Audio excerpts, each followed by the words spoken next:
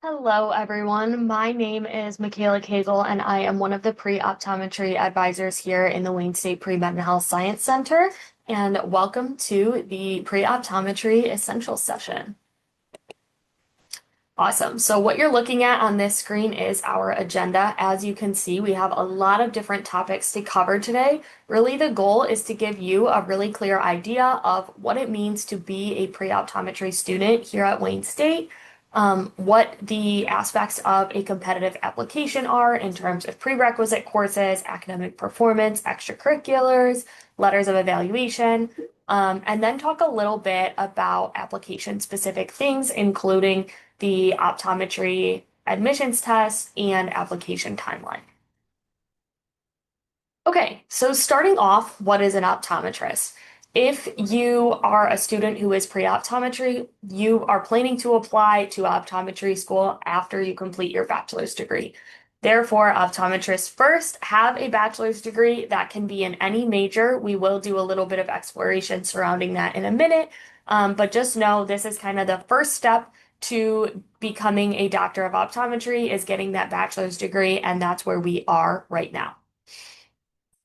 After you complete your bachelor's degree, you will then apply to optometry school where you will spend 4 years earning your OD, which is your Doctor of Optometry.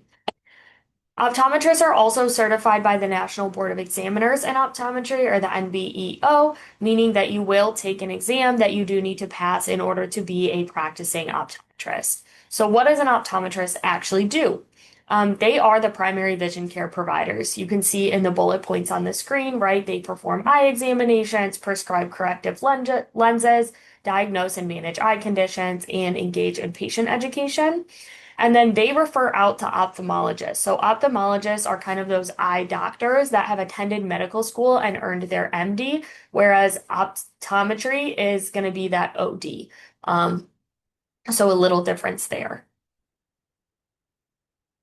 Okay, what is pre-optometry? Sometimes when we talk about these pre-professional health areas, it's easier to understand them in terms of what they are not as opposed to what they are. So if we start by looking on the left-hand side of the screen, you can see pre-optometry is not a major, it is not a minor, and it is not a list of courses on degree words. So what is it then? As you can see on the right, it is a professional goal that you will pursue following graduation. Let's talk a little bit more about what that means. So, what does pre-optometry entail, right? Yes, pre-optometry is a professional goal, but what does that actually mean in terms of what you are doing right now?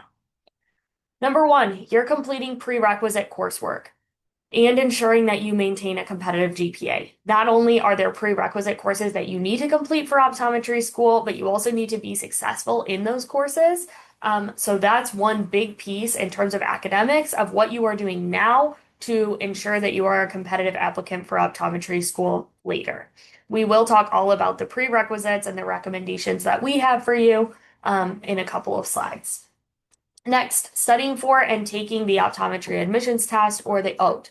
This is the required standardized test that you need to take before you apply to optometry school. So that's the other piece, right? We take these prerequisites to show that we have a strong science foundation. We ensure that we have good grades. And then once those prereqs are out of the way, we study for the OAT and we take it. Next, engaging in extracurriculars that strengthen your OptumCAS application. So you might see that word OptumCAS come up a few times on these slides. When you apply to optometry school, you are using a CAS system, which is that capital CAS right here, meaning centralized application system. That means you're submitting one application and it's being distributed out to multiple institutions. It's similar to like the common application if anybody used that to apply to undergrad. As a part of that application, there is a whole section where you get to report your extracurricular activities. This is going to include things that are related to healthcare, related to optometry, and also other stuff. So if you are the president of a student organization and you focus on viewing photography or reading books, that is totally a leadership activity that you can still report on your application, even though it's not directly related to healthcare or eye care. Next, working with a pre-optometry advisor in the Pre-Med Health Science Center. I'm going to, on a future slide, kind of break down all the different things that we can work on together, but realistically, everything you see on this slide is something that I can support you with. We can talk about prereqs, we can check your GPA, we can talk about when you should take the OAT and how you should study for it. We can talk about extracurriculars, and then the last thing that I haven't gotten to yet is reflecting on that why optometry. Working with pre-health advisors ensures that you are building a strong application and that you're getting and applying feedback throughout your entire journey to optometry school. So it's really important that you meet with us once a semester. And then finally, reflecting on why optometry. We talked about the extracurricular portion of your OptumCast application already.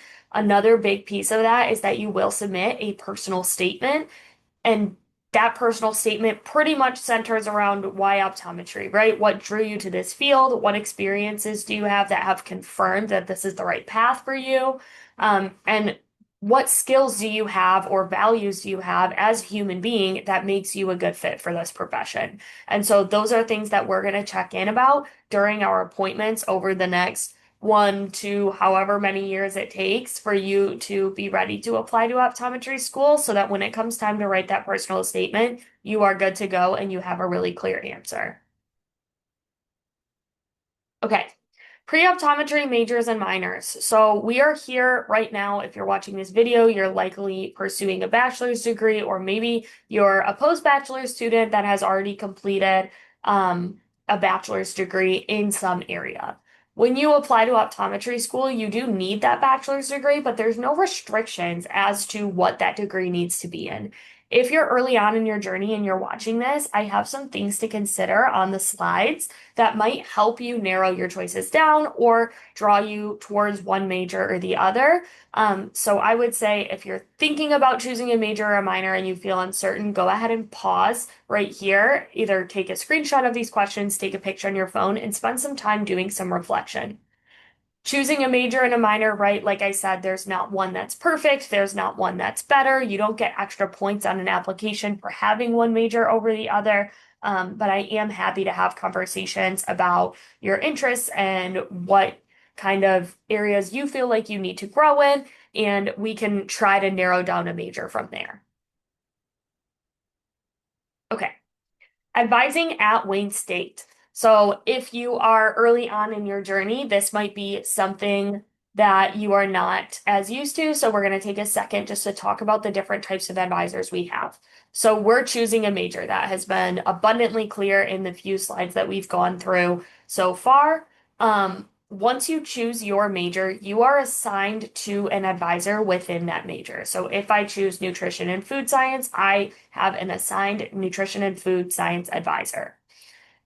That advisor's goal is to get me to graduate. So that means they are in charge of making sure that I get all my major coursework done. If I have questions about course sequencing, right, what are the prerequisites for my nutrition classes? They can answer those questions. If I'm saying, hey, I was thinking that I wanted to go to optometry school, now I'm not really feeling super confident about that. What else can I do with my nutrition major? That's a question for my nutrition advisor. If I want to know about research and departmental opportunities, so maybe I want to be a TA for a course or a peer mentor within the department or get involved in research, my major advisor is a great person to chat with about that.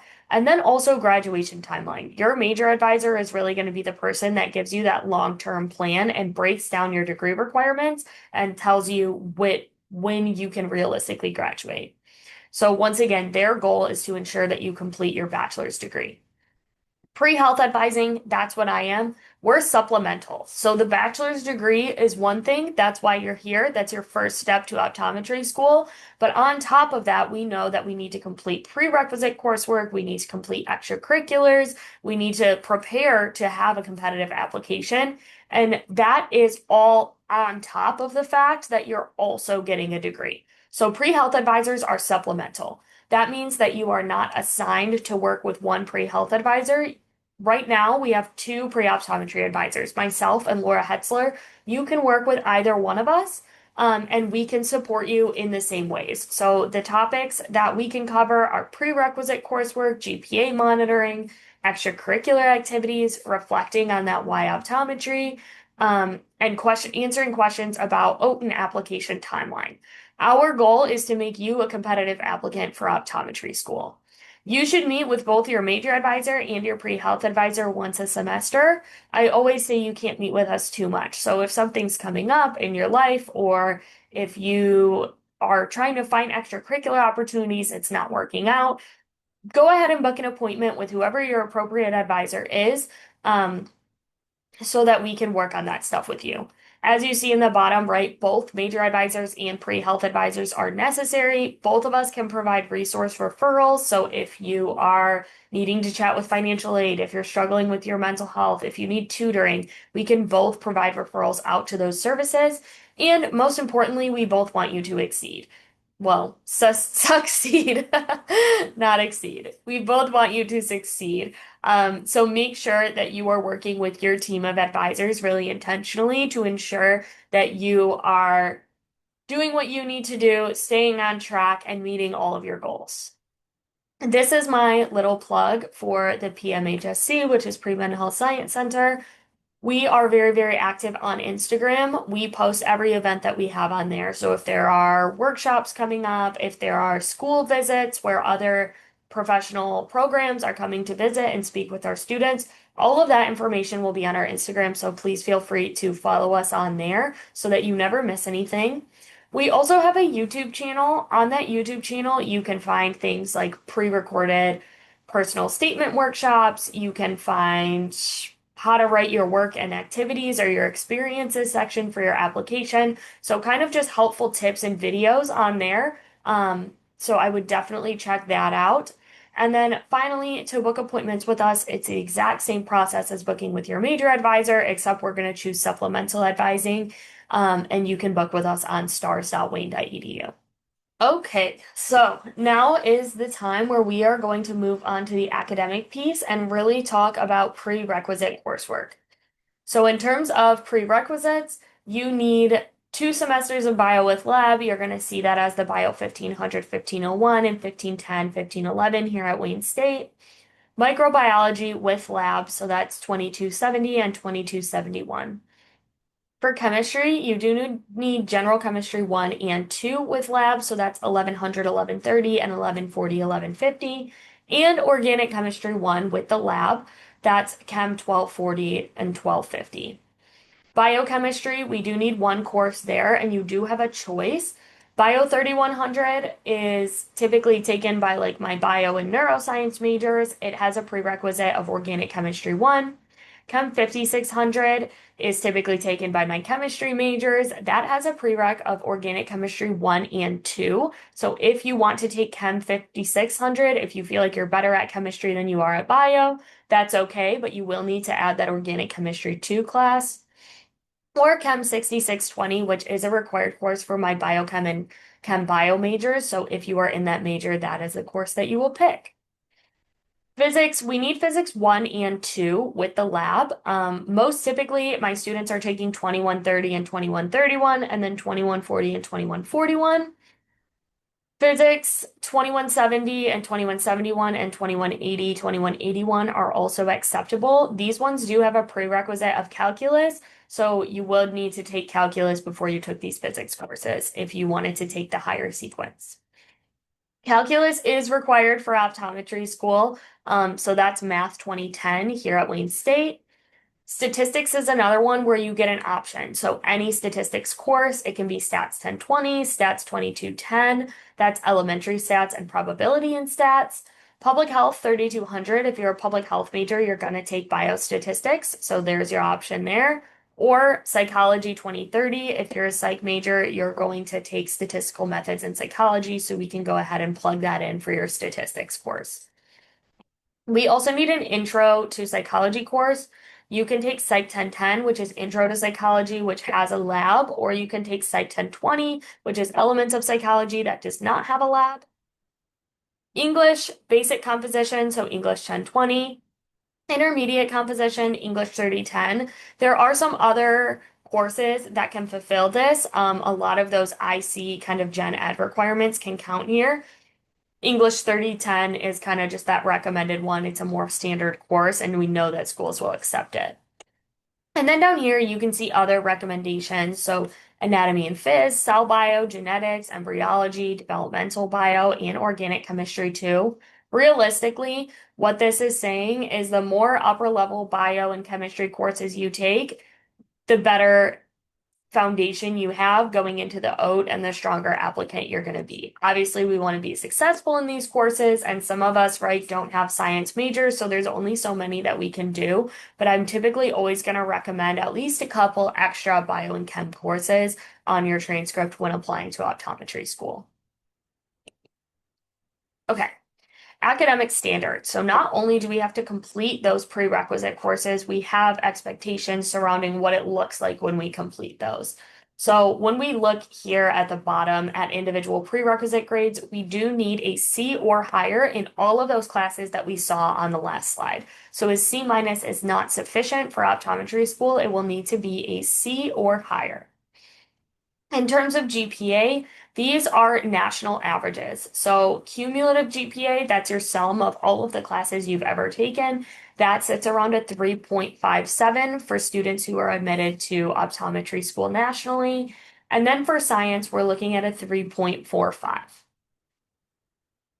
GPA calculations. So repeats and transfer credit are the two things that we kind of need to watch out for when we are applying to optometry school.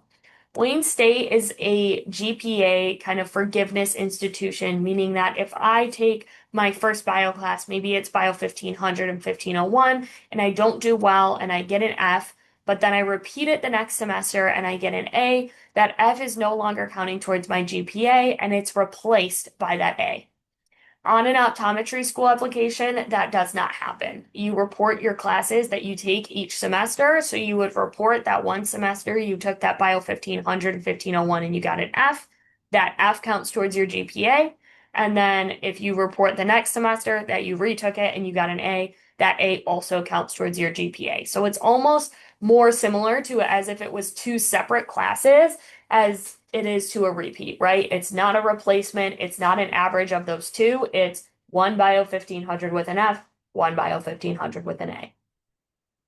Transfer credit is the other kind of funky GPA thing that happens on the optometry school application. So if you have dual enrollment credit, or maybe you spent 2 years at the community college before you came here, or maybe just over the summer you were a guest student at community college. When you send your transcripts and they are evaluated, we do look at the credit and see how it comes in, and you get credit for certain courses. So say, for example, you took the equivalent of anatomy and physiology at Macomb over the summer. We see, okay, this student is getting 5 credits because that's equivalent to Bio 2870 here. However, whatever grade you got in that course does not count towards your GPA. On a optometry school application, all of your credit is combined to make one GPA. So that spring, summer semester at Wayne State is basically blank. There's nothing to count towards your GPA because you did not take a class at this institution. On an optometry application, however, that spring, summer semester, you took anatomy and physiology for X amount of credits at X amount of, or at X community college, and so that's counting.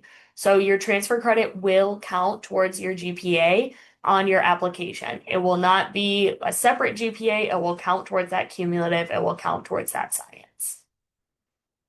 With GPA calculations, it can get a little funky and it can be confusing to navigate on your own. So if you have any questions about this or you're not understanding anything that I'm saying, just book an appointment with either myself or Laura, and we can either answer those questions or do some calculations for you in the appointment so that you have a realistic idea of whether you're in this kind of competitive range.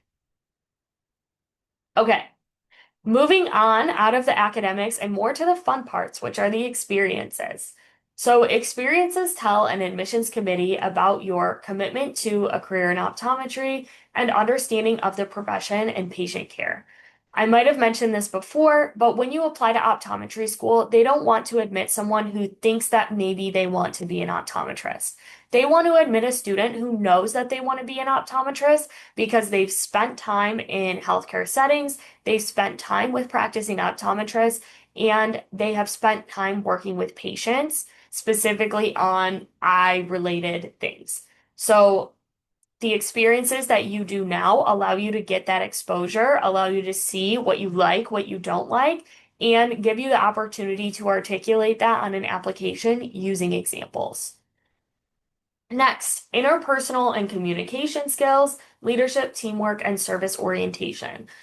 Optometry schools also want to admit students who are well-rounded human beings. So, obviously, as a practicing optometrist, you're going to be working with patients, you're going to be working on a healthcare team. Depending on who your patients are, you might also have family members or support people in the room. So, communication becomes really, really important there, as well as leadership and teamwork. This is where kind of your different experiences don't always have to be related to optometry. So earlier I mentioned kind of some artsy focused student organizations that might be still showing leadership. In terms of teamwork, right? Maybe you're an athlete, or maybe you are a student assistant in a department where you frequently collaborate with other departments. Um, Tons of options of how you can show leadership, teamwork, communication, and service orientation.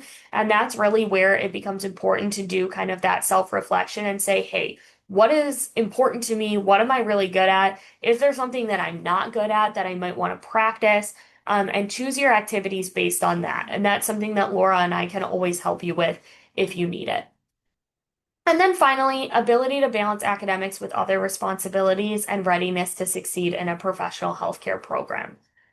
When you're accepted to optometry school, you get in and you have to do the classes, you have to be successful. A lot of times you're also doing clinical hours, and so it's kind of a lot on your plate at one time. They want to know that students have practiced those time management skills, those study strategies that you need to be successful, and that you have a strong foundation coming into the program so that you don't get there and say, oh my gosh, I was not prepared for this at all, right? We're preparing now for a very rigorous time in optometry school so that we can come out and be successful and reach our goal of being optometrists. That's what we're practicing for. And then on the bottom, you can see a really big note, quality over quantity. This is something that I want you to keep in mind as you move along your journey to optometry school. I would rather see that you have spent 60 hours doing something that you really care about, you have a strong commitment to, you feel like you're making an impact and you're learning a lot and developing skills, then you have 500 hours at a place where you don't really know what's going on, you don't really work on any skills, and you're kind of just in the background, not making a huge impact. So that's something that we can always evaluate in an appointment, right? Is an experience really worth your time? Are you developing skills? And do you have examples to bring into an application? Okay, here we have some examples of your experiences. The very first example is shadowing. That is a requirement for our two Michigan schools. So that's something that you should plan to do. If you do not know where to start, go ahead and start shadowing, and the other opportunities can kind of follow from there. You can see there's a whole list of different things on here.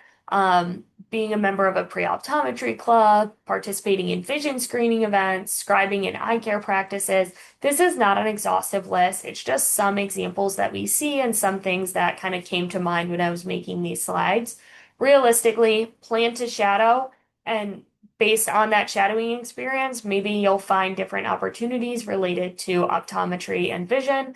Um, but you can always continue to explore and network with other pre-optometry students here at Wayne State if you're not sure where to go next. And then our big exclamation point on this side of the screen, experiences provide proof of your why optometry. Experiences validate your interest and fit for the profession and provide you with examples to draw upon when discussing your motivation for pursuing this career in a personal statement or in an interview. We have seen kind of this theme of the why optometry come up probably 5 times, and we've only been through 12 slides. So obviously, this is a very, very important piece of the application process. I really want you guys to understand that when we give our answer to that why optometry, it needs to be kind of two things. One, very specific, right? We don't want it to just be, oh, I love helping people, right? Social workers help people, nurses help people. Why are you choosing optometry itself? Um, and secondly, it needs to have examples. So it's great to write this very philosophical essay about the role of optometrists and what they do in society and how you're a great fit for this. But if you don't have any proof of why you're a strong fit for this profession, of that you have put the work in to try and explore optometry and learn about it, that you have spent time developing your patient care skills, your essay doesn't really tell me much. It's more of an overarching kind of themed abstract piece. We don't necessarily want that. We want those examples. We want that really strong articulation of the why. And so experiences really do play a huge role in that personal statement. Okay, tracking experiences. So we have a sample activity tracker on our website.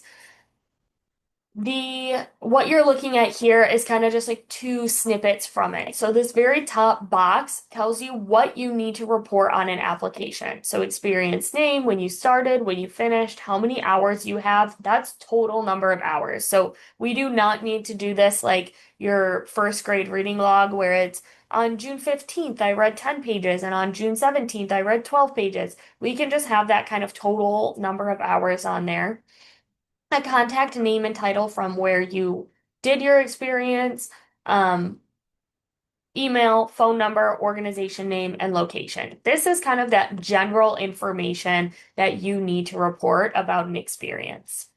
The other piece is kind of in here, that what I did and how this experience prepares or influences me. That's kind of your, okay, what I did. That's what's going in my experience description to start off. They need to know what you were doing at this place. But how this prepares or influences me, this is how you're tying it back to optometry, right? So in the example on the slide, able to observe patient-provider interactions and learn about electronic medical record system. Okay, you learned something, you're going to be familiar with this if you see it in a future optometry practice, and you observed interactions between patients and providers. If we were going to include this experience as a part of your personal statement, maybe you want to expand upon that a little bit and give an example of a patient that you saw that was maybe feeling really distressed and the optometrist calmed them down. Awesome. Okay. Letters of evaluation. We don't need to go over this in too much detail right now. The important thing that you need to know is yes, that you do need letters of evaluation on your optometry school application. Typically, you are able to submit up to 4. Many times they're going to ask for one non-relative practicing optometrist. So if your grandma, grandpa, uncle, cousin is an optometrist, they cannot write you a letter of recommendation. The same goes for shadowing. If a school requires shadowing hours, they are expecting that you are doing that with someone who is not a family member. Then one science faculty member, and typically you'll submit a third one of your choice. That could be a pre-health advisor. Maybe you're a public health major and you want to submit a public health letter. Maybe you really love volunteering and you want to submit a letter from whoever oversaw you in your volunteering. Totally up to you.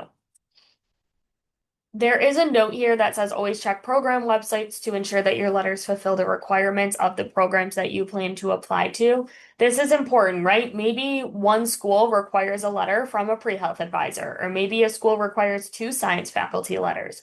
You want to check every school that you're applying to make sure that you're not sending an application over somewhere where they're going to say, oh, you don't meet the requirements. We cannot accept you to our institution. The format of these letters is signed and dated on an official letterhead, and you request them through Optumcast. So what this means is if I'm going to write you a letter of recommendation, you ask me, hey, Micala, can you write this? I say, yes, I would be happy to. When it's time to apply, so this is like May of your application year, you'll go ahead and put my information in there. It will send me a link. I will upload my letter to that link. The important thing that you need to know now is that you should practice building relationships with professors, with supervisors, with optometrists, and with science professors. Um, it's hard sometimes to get used to speaking to faculty members or speaking to optometrists, right? Sometimes we can see them as being a little bit intimidating. Most of the time when we see them, they're either presenting, speaking in front of a large group, maybe it's someone that we're shadowing. Um, but it might be an adjustment to learn kind of how to navigate those professional settings and have those conversations. So it's good to practice now, right? Maybe the first person that you practice with doesn't really work out. You don't really hit it off and have great conversations, but at least you're taking something away from that so that maybe in your next science class or the next time that you work with an optometrist, you have kind of a basis for maybe what questions you can ask and how to get that conversation started. Okay, we're going to talk just briefly about the centralized application system. I've mentioned this previously. Basically, what you need to know right now is that it allows you to submit one application to multiple institutions.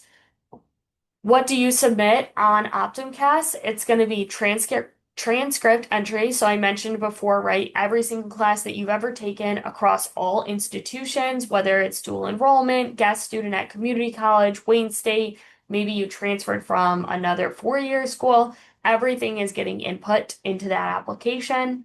You will add your experiences, your letters, and your personal statement in there along with additional stuff, right? So personal information. Who are you? Where do you live? Who are your parents? Where do your parents live? Etc. Things that you can think about now that will help when it gets time to submit that OptumCast application. Number one, we just talked about it, relationship building. Building relationships with optometrists, with professors, with supervisors, with other leaders in your life who might be people who can write you strong letters of evaluation later on.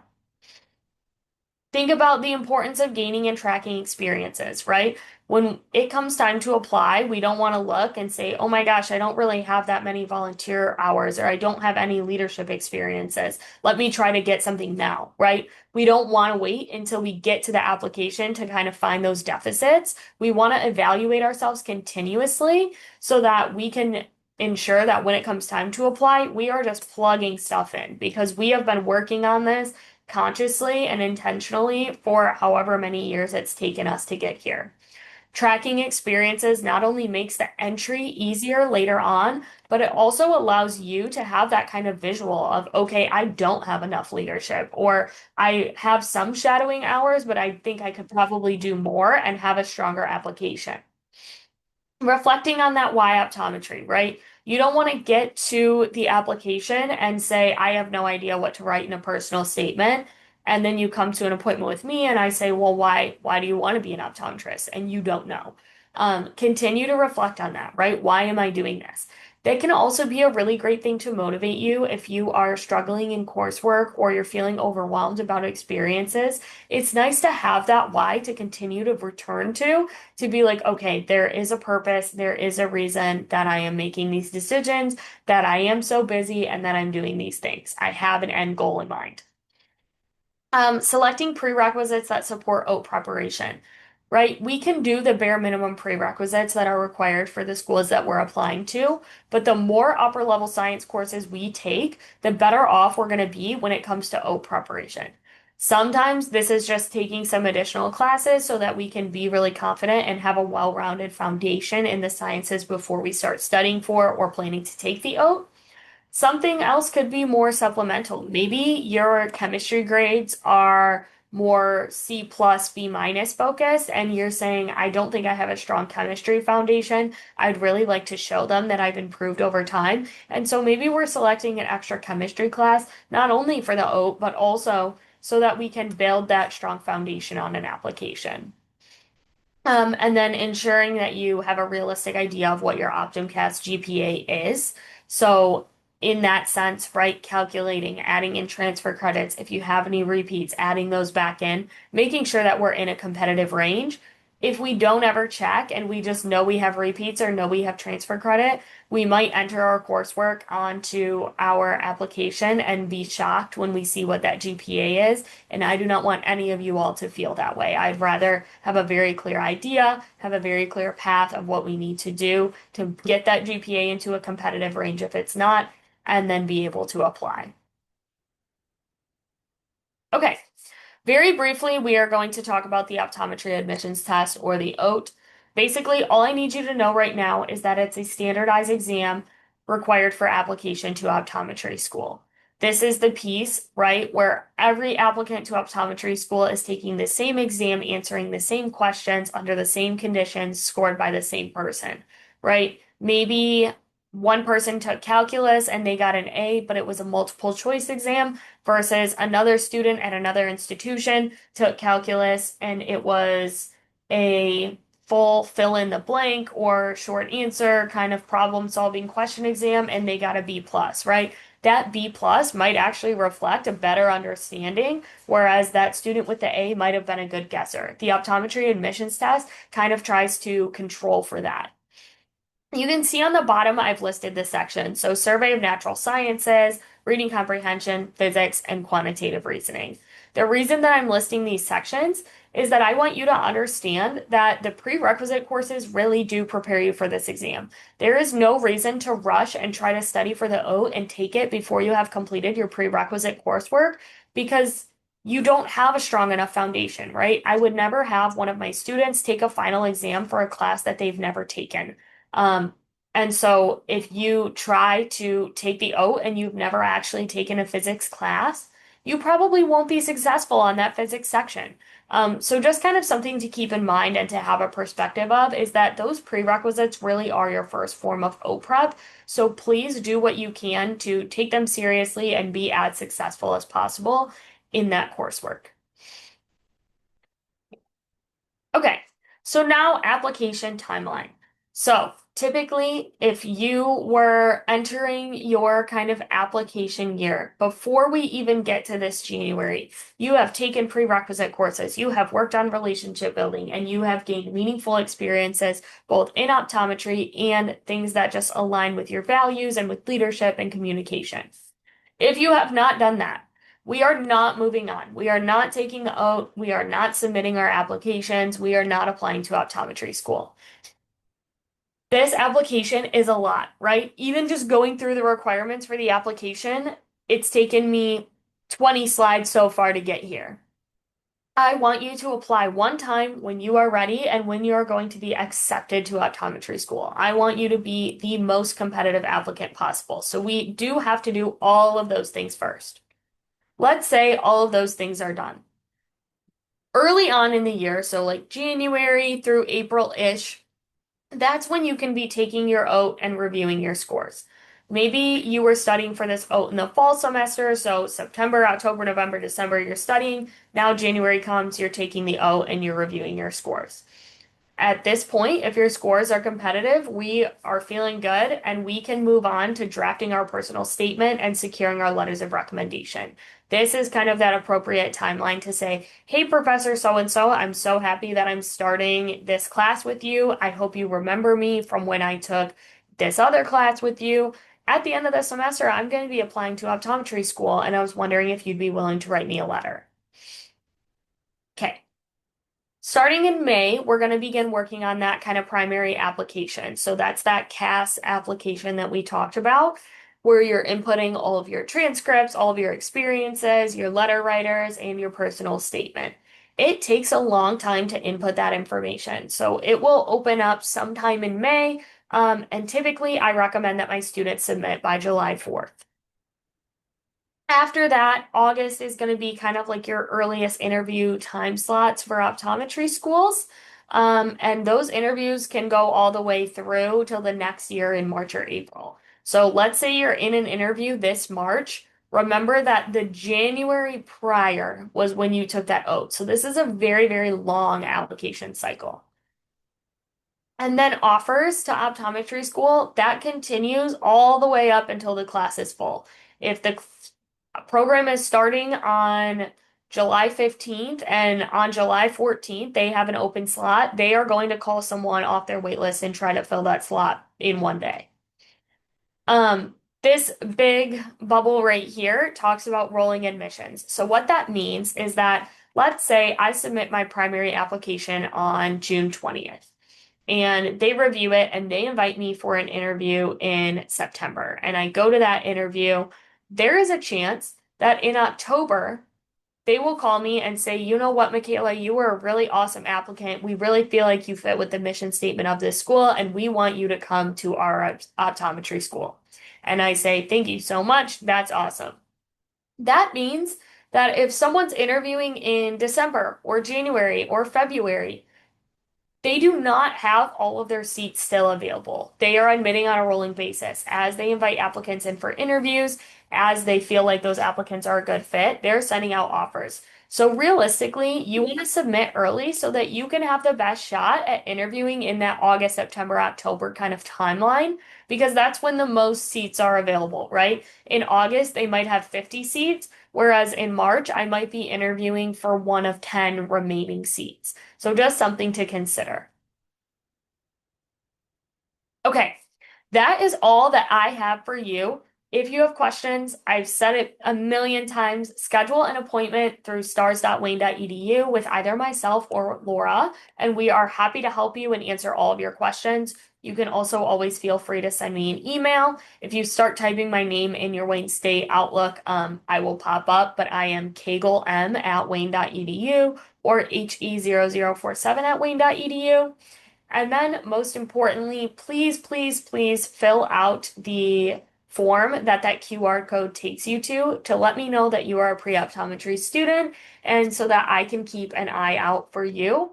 The form is also linked down below, so maybe you're watching this on your phone and you don't have a way to scan that QR code. You can just click the link below and fill it out that way. Thank you guys so, so much for watching this, and I look forward to working with you and supporting you on your journey.